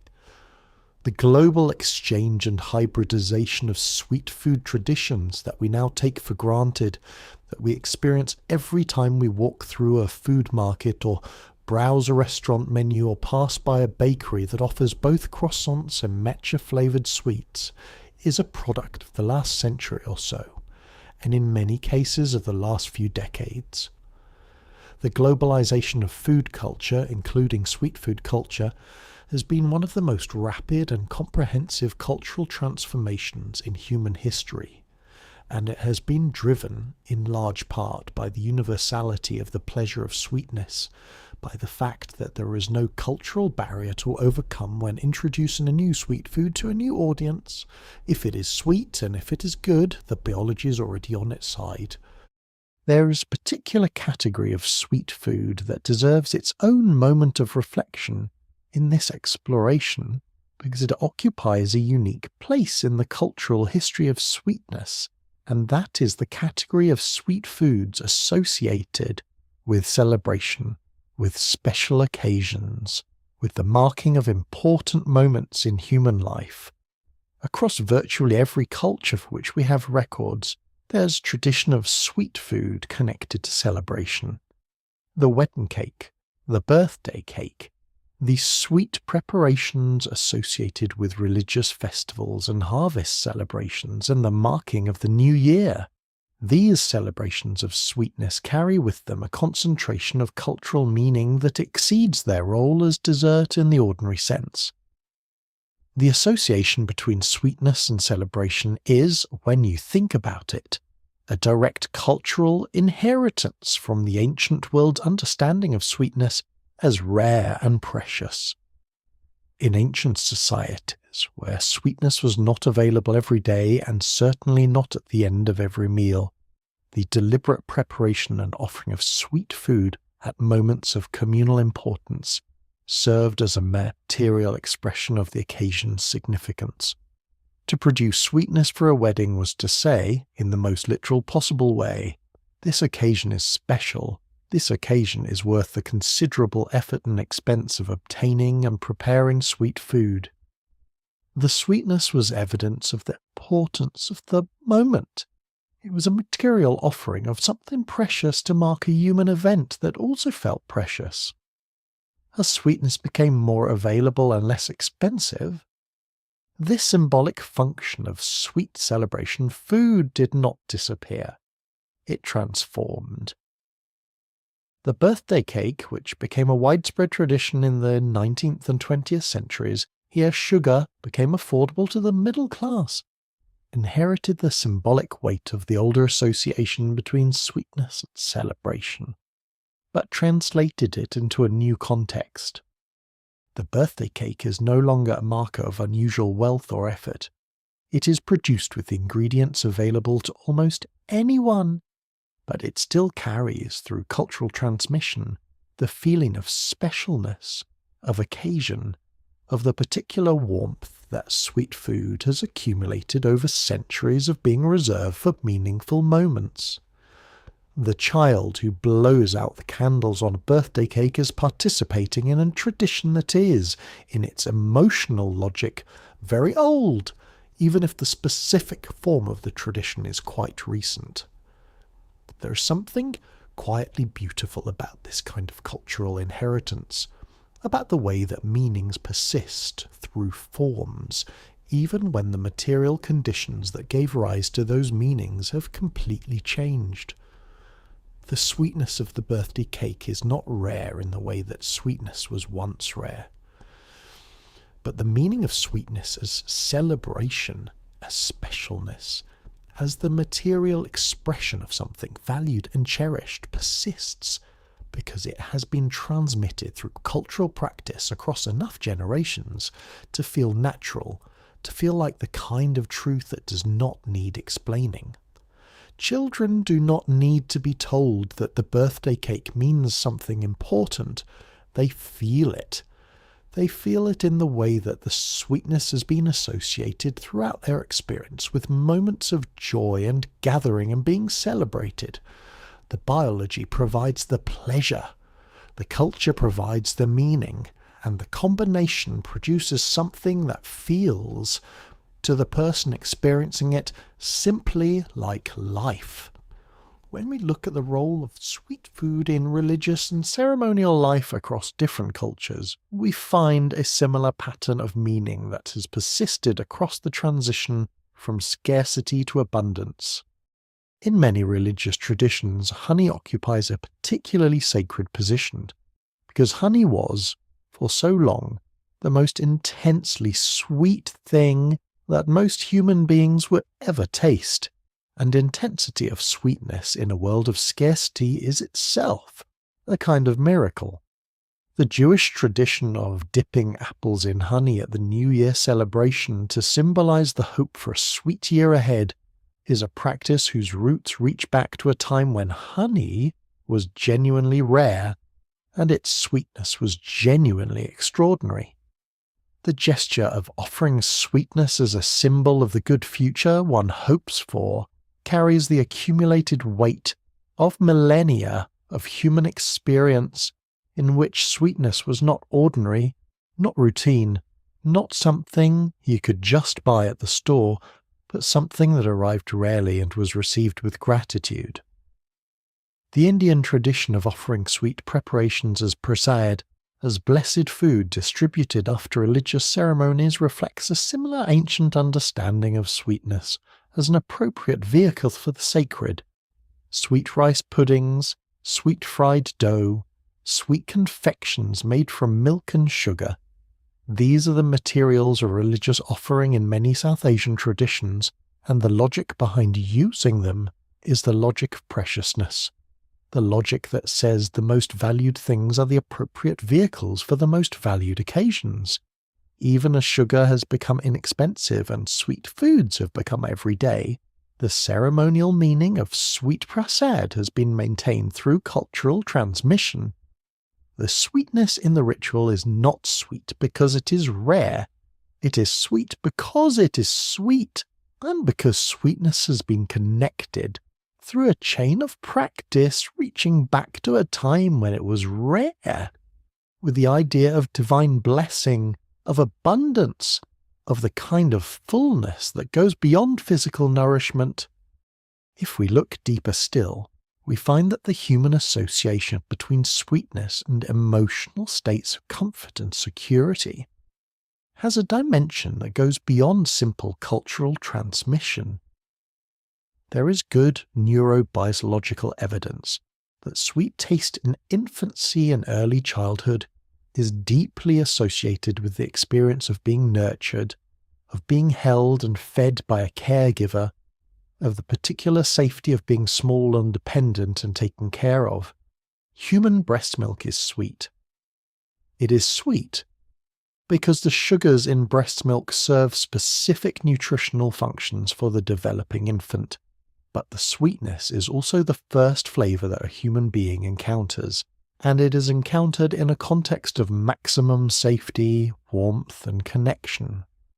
The association between sweetness and comfort that persists through adult life has its earliest roots in this primal experience, and that association is as old as the human species itself. This deepest layer of the sweetness story, the layer that connects the taste of sugar to the primal experience of being held and nurtured, helps explain why sweet comfort foods carry a particular emotional weight that is different from the emotional weight of other pleasures. A person who reaches for something sweet at the end of a difficult day is not really responding to a biological reward signal calibrated for scarcity. They are also, in a more subtle way, reaching toward something that the body associated at its earliest and most formative experiences with safety and care. The comfort of sweetness is real. It has neurobiological roots that reach back to the beginning of individual life, just as the pleasure of sweetness has evolutionary roots that reach back to the beginning of the species. Both the individual history and the species history are present in every moment of sweet pleasure, layered one upon the other, giving that pleasure a depth and a persistence that purely rational analysis might not predict. This is perhaps one reason why the dessert course has proven so resilient as a cultural practice, why attempts to eliminate it or replace it with something more nutritionally strategic have generally failed. Why even in contexts of sophisticated dietary awareness, people often maintain the habit of something sweet at the end of the meal, even when they know intellectually that it serves no nutritional purpose that could not be better served by something else. The desire for sweetness at the end of the meal is not simply a habit. It is the intersection of a very old biology, a somewhat less old culture, and an even more fundamental early experience, and these three forces together create a pull towards sweetness that is difficult to simply think away because it operates at levels of the self that thinking does not easily reach.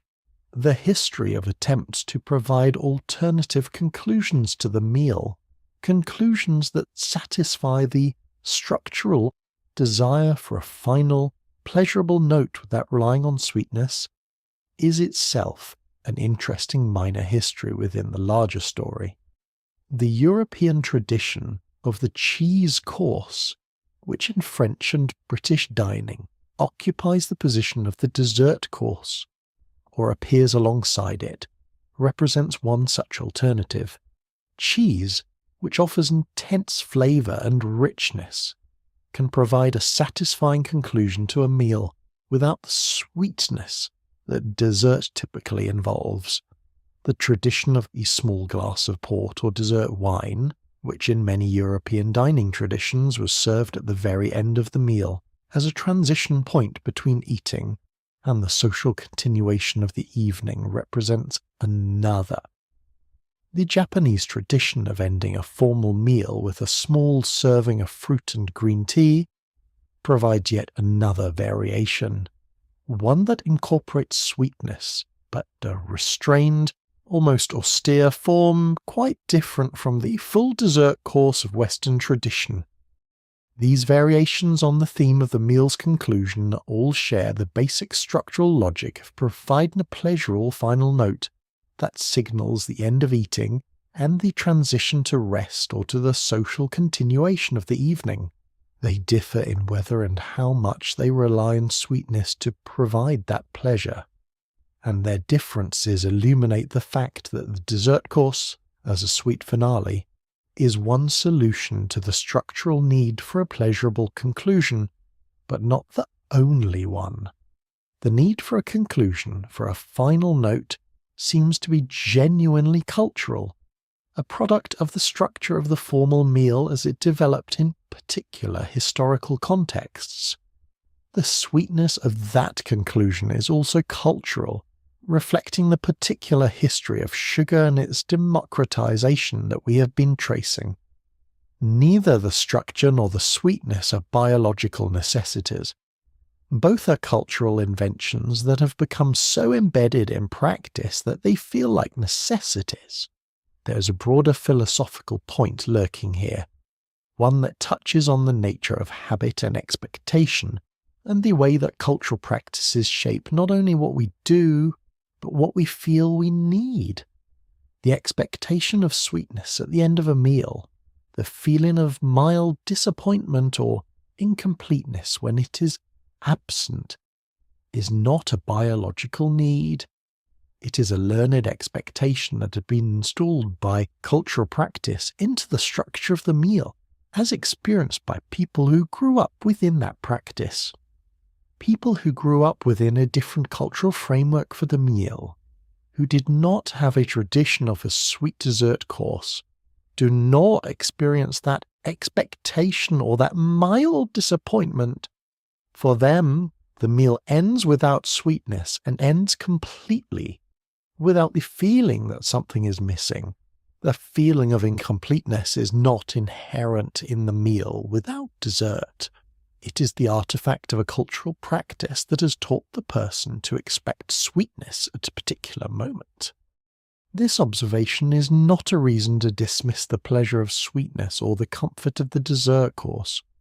It is simply an illustration of how powerfully culture shapes experience, how deeply the practices we grow up within become embedded in the structure of feeling and expectation, how what begins as a historical invention, a new practice with a specific origin in particular, economic and cultural conditions, can become, within a few generations, something that feels as natural and as necessary as breathing. The dessert course feels natural to those of us who grew up with it. It feels like a conclusion to a story rather than an addition to a list. It feels like the meal's proper ending. And that feeling of naturalness is itself a historical achievement.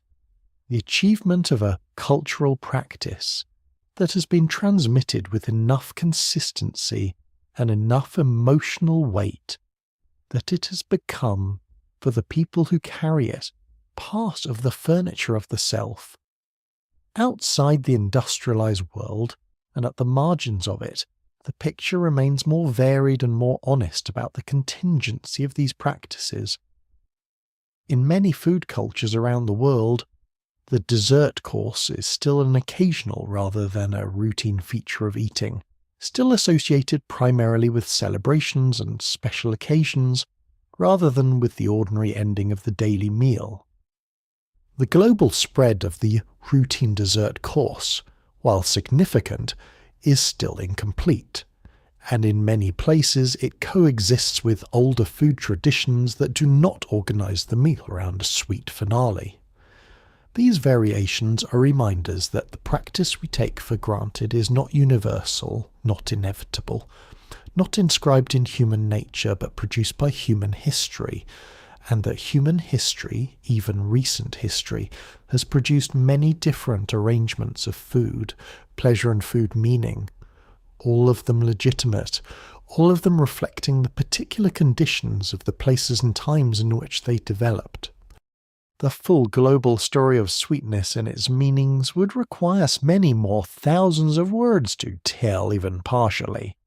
The history of maple syrup and the indigenous peoples of northeastern North America, who developed the technology to extract and concentrate the sugar of maple trees long before European contact, is one of the most elegant examples of human ingenuity finding a way to concentrated sweetness in an environment that offered it in a very particular and seasonal form. The history of palm sugar across South and Southeast Asia, of sorghum syrup in parts of sub-Saharan Africa, of agave preparations in Mesoamerica, of the many creative solutions that different human cultures found to the problem of sweetness in the absence of cane sugar, is a history of remarkable diversity and ingenuity. All of these histories share the common thread of human desire for sweetness, meeting local ecological conditions and local technological capacity, and producing something uniquely suited to its particular time and place. What strikes one most in surveying this vast diversity is the consistency of the desire at its root. Across every culture, across every ecological context, across every level of technological development, human beings have sought sweetness and found it, or made it, or traded for it. The desire is constant, the means of satisfying it vary enormously. And it is this constancy of desire in the face of enormous variability of circumstance that speaks most clearly to the depth of the biological foundation beneath the cultural superstructure. No matter what story a particular culture tells about sweet food, no matter what particular meaning it attaches to the moment of tasting sweetness, the biological fact of the pleasure is the same. The brain's reward system responds, the ancient signal fires. And whatever cultural meaning surrounds that moment, whatever tradition of wedding cakes or religious offerings or birthday celebrations or simple post-dinner comfort wraps around it, the core of the experience is something that connects the person tasting dessert in a modern kitchen to every human being who ever found a wild fig tree and fruit, or located a bee colony in the hollow of an ancient tree, or tasted for the first time the concentrated sweetness of honey on their tongue and felt, with a certainty that required no thought and no explanation, that this was good. There is a long thread running from that ancient moment of found sweetness to this quiet present one, wherever and however you find yourself. Reading these words, or hearing them, or letting them carry you towards sleep. The thread is biological, running through millions of years of evolution that shaped the brain's response to sweet taste. The thread is cultural, running through the long history of agricultural civilization and trade and sugar production and culinary invention. The thread is personal, running through your own history of eating, through the sweet foods that meant something to you as a child, through the associations that gathered around sweetness in your own particular life and family and culture. All three threads are present simultaneously, woven together into something that feels simply like experience. Like the ordinary fact of sitting at the end of a meal and reaching for something sweet. And all three threads connect you, in ways that are mostly invisible, to the enormously long history of human beings eating and finding pleasure in eating, of human cultures developing the practices and meanings around food that give daily life its particular texture and warmth. The dessert you ate this evening, or the one you are imagining as you drift towards sleep, is the most recent expression of a desire that's hundreds of thousands of years old. It is the most recent expression of a cultural achievement that took millennia to accumulate, and it is yours, specifically yours, coloured by every sweet thing you have ever tasted, and every meaning that sweetness has carried in the particular life you have lived. For most of human history, people didn't know what dessert was. They lived full lives and fed themselves and experienced the pleasures available in their time and place. And the specific pleasure of a sweet course at the end of a structured meal was not among those pleasures.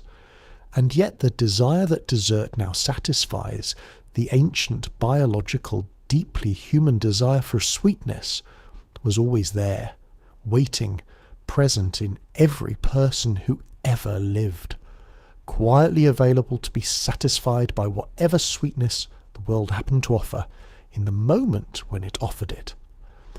Perhaps that is the most quietly remarkable thing about this whole long history. The desire came first. It came long before any culture had found a way to satisfy it systematically, long before any technology existed to make refined sugar, long before any cook had thought to organise the meal into courses with a sweet finale. The desire was there, in the human body and the human brain, waiting for the world to catch up, and the world, in its slow and uneven and complicated way, eventually did. The meal ends, the sweetness is tasted, the story for tonight is complete.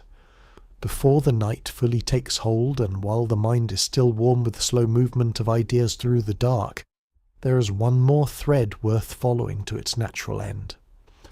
It is the thread that connects the very ancient to the very personal, that moves from the scale of evolutionary history down to the intimate and private scale of individual memory. Each person who has ever encountered these words carries within them a private archive of sweet memory, not a public archive, not the kind of archive that historians can access, but a deeply personal one, laid down in the early years of life when the brain was most plastic, most open to the formation of lasting associations, the sweet foods of childhood, whatever they happen to be in the particular family and culture and time and place where you grew up, those foods are encoded differently from the sweet foods of adulthood. They carry a different kind of weight. They are connected not only to the taste of sweetness, but to the entire constellation of experience in which they were first encountered. The warmth of a kitchen, the voice of a person who is no longer present, the light of a particular afternoon, the feeling of being small and safe in a world that still felt manageable and contained. Neuroscientists who study the relationship between memory and taste have documented how powerfully flavor experience is connected to the emotional, memory centers of the brain. Taste and smell are deeply interconnected, and the flavors of food, including the flavor of sweet food, carry a surprisingly direct line to emotional memory. A particular sweet flavor, tasted again after a long absence, can produce a quality of recollection that is less like remembering and more like being briefly transported, as if the taste itself were a portal to a specific moment in the past, with its particular quality of light and feeling and presence. This is not a metaphor. It is neurological observation. The pathways that carry flavor information through the brain are anatomically close to the pathways that process emotion and long-term memory. and the two systems speak to each other in ways that are unusually direct and unusually immediate. This means that the history of sweetness is not only a public history, not only the story of trade routes and sugar plantations and the development of the pastry arts and the democratization of refined sugar across the industrialized world. It is also a profoundly intimate and private history, different for every person who has ever tasted something sweet and stored the experience in the dense, layered archive of personal memory.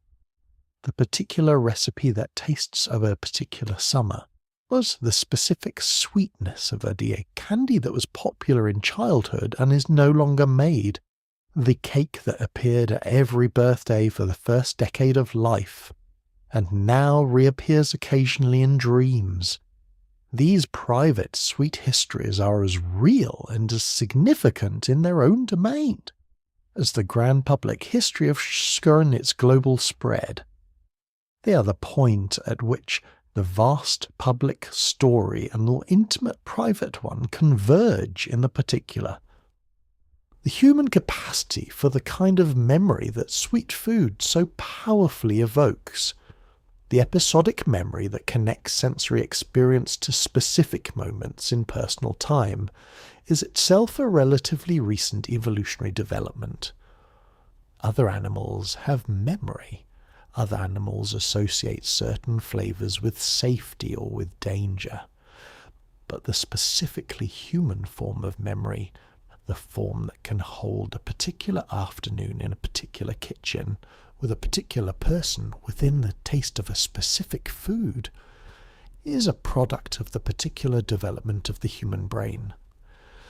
This kind of autobiographical memory is one of the most distinctively human capacities we possess, and it is intimately connected with food, with taste, with the sensory experience that accompanied the most formative moments of early life, the vividness with which people tend to remember the sweet foods of childhood, the emotional warmth that attaches to these memories, the particular power of sweet taste to evoke a feeling of being at home in oneself. These qualities are not accidents of personal history. They are the products of a biology that has always treated sweetness as significant, that has always encoded sweet experiences with particular care. Because in the world that shaped that biology, sweetness was always worth remembering. In the ancient world, finding sweetness was a genuinely significant event. It was associated with the discovery of a valuable food source.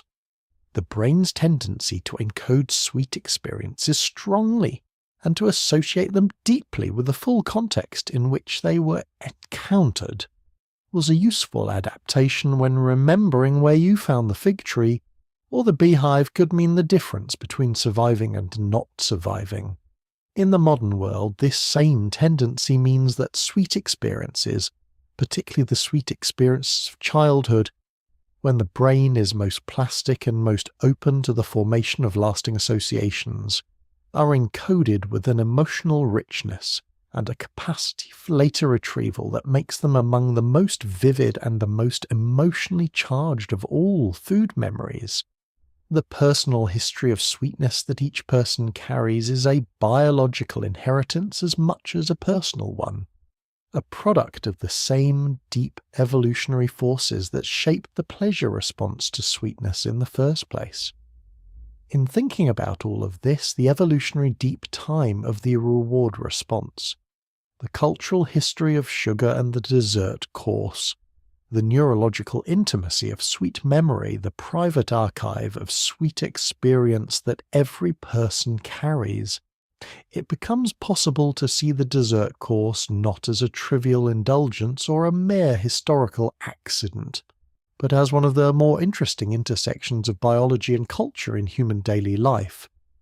It is the place where a very old biological fact, the pleasure of sweetness, meets a very recent cultural invention, the structured meal with a sweet finale, and where that meeting is coloured by the particular personal history of every individual who sits down to a meal and reaches, at the end of it, for something sweet.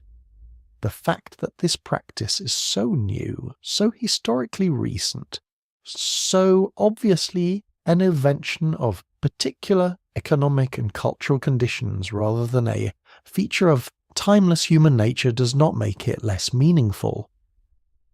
Human culture is made of such inventions, of practices that began somewhere and sometime and spread and became embedded and eventually felt like the way things simply are. Language is such an invention. Music is such an invention. The practice of the formal meal itself, the gathering of people around a shared table to eat together in a structured and socially meaningful way, is such an invention. These things began in particular moments and particular places and became, through the slow working of cultural transmission, features of human life so widely shared and so deeply embedded that they feel like expressions of human nature rather than products of human history. Dessert is among the newest of these cultural inventions, and it is also, perhaps, among the most universally embraced, because it rests on a biological foundation that is genuinely universal and genuinely ancient.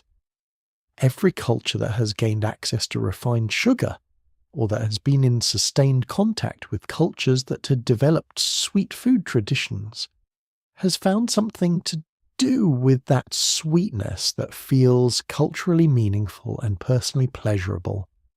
The forms are enormously various. The flavours, the textures, the ingredients, the occasions, the meanings, all differ. But the practice of sweetness as pleasure, sweetness as the appropriate note on which to conclude an experience of eating, has proven itself robust across an enormous range of cultural contexts, because beneath all of the cultural variation, the biology is consistent, the pleasure is real, the ancient reward signal fires reliably in every human brain that tastes something sweet, and that reliability is the foundation on which all of the cultural elaboration rests. All of that accumulated history, the evolutionary deep time, the cultural centuries, the private archive of personal memory, is present in a single spoonful, in a single square of chocolate broken off in the evening quiet, in a single piece of fruit, sweetened by the season's sun, eaten slowly at the end of eating. In all of these small, ordinary, historically extraordinary moments, the sweetness is very old in its biology, is very new in its cultural form, and it is entirely, intimately, irreducibly yours, in the specific warmth it carries in your own experience of tasting it. Sleep comes now if you let it. Let the long sweep of human time settle around you like something warm. Let the thousands of years of eating and hunger and finding and losing and finding again recede into the background of consciousness, becoming a kind of quiet hum beneath the immediate present. There is one final observation worth making as that hum grows quieter and the night deepens.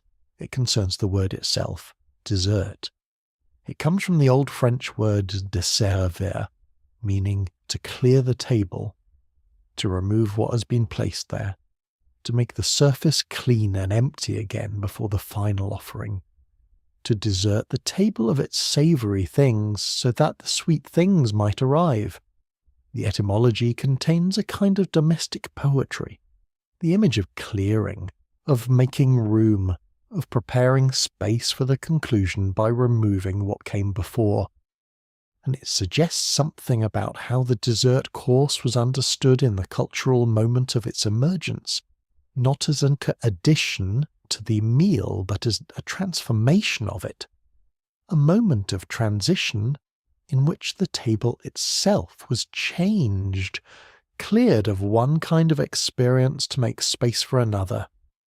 There's something in that image that speaks to more than food, The clearing that makes way for sweetness, the emptying that creates space for the concluding pleasure, is a small domestic enactment of a larger human truth. That ending require preparation.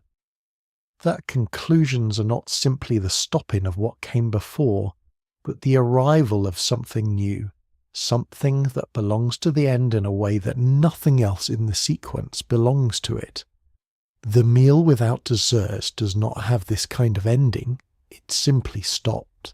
The meal with dessert has a conclusion that is qualitatively different from the rest of the meal, that has been prepared for by clearing and transition, that arrives as something set apart. For 300,000 years, human meals simply stopped. They did not conclude. There was no clearing of a table, because there was no table. There was no final sweetness, because there was nothing reliably sweet to offer, and no cultural form that would have known where to place it if there were.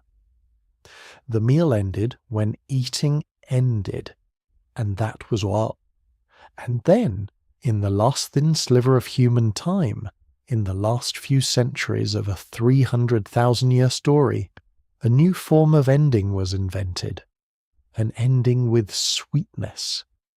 An ending that was prepared for it, that was made room for, that arrived with a quality of conclusion that nothing before it in the meal possessed. An ending that said, in its quiet way, "This is done, this is complete, this is enough," and the enough was sweet. We live at the far end of that invention.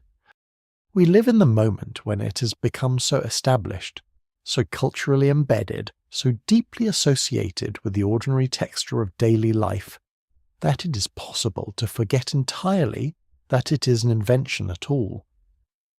But underneath the forgetting, the history is still present. The 300,000 years of sweetness not yet found, not yet structured, not yet placed, at the conclusion of a meal, those years are still present in the body that reaches for something sweet at the end of eating. The ancient biology is still there. The reward signal still fires with the same ancient urgency, the same ancient message. This is good. This is rare. This is worth remembering. The world has changed around that signal beyond all recognition, but the signal has not changed. It is exactly what it was when the first human beings walked through the open landscape of a world that had not yet learned to grow its own food or store it, or turn it into anything more than what the land directly offered. The pleasure of sweetness is the oldest thing at the modern table. Everything else, the plates, the courses, the recipes, the cultural meanings, the comfortable chairs, the warm room, all of it is very new.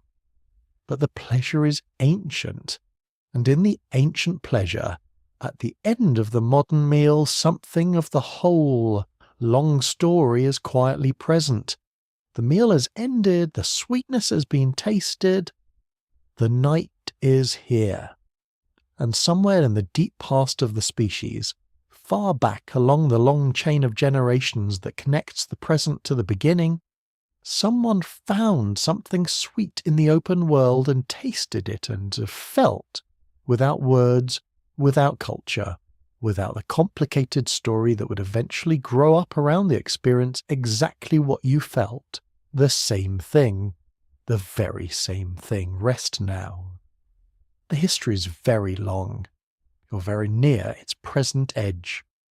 And here, at this particular quiet moment in the enormously long story of human sweetness, there's nothing more that needs to be said. The night is soft. The meal is done. The sweetness has done its ancient work. There is a gentleness in this recognition that is worth carrying for a moment before sleep. The gentleness of understanding that what feels entirely personal, the small private pleasure of something sweet at the end of the day, is also entirely universal, shared in its biological root, with every person who has ever tasted sweetness and felt the ancient reward signal move through them.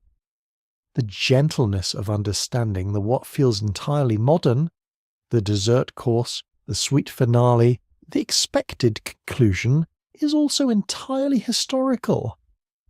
The product of a specific and traceable set of human inventions and choices and circumstances, and the gentleness most of all of understanding that these two things, the universal and the historical, the biological and the cultural, the ancient and the new, are not in tension with each other, but are woven together into something that, taken whole, a very human thing, a thing that carries within it the full range of what it is meant to be, a creature who eats and desires and remembers and tells stories about all of it, long into the quiet night.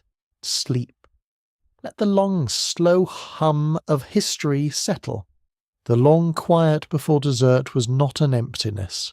It was the world as it was, as sufficient and complete, though it did not yet know what sweetness at the end of the evening could mean.